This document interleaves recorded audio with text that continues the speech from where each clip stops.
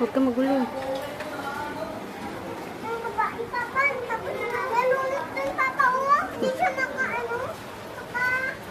Dapat doon ka sa taas. Salanan niyo. Nahulog ko yung cellphone ko doon mamaya.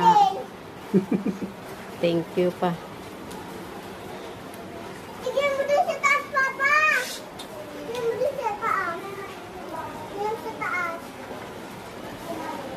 Parang ang bilis naman. Kanina may bakal pa yan dyan nung malabas pa yung gate nila dyan. Ngayon wala na.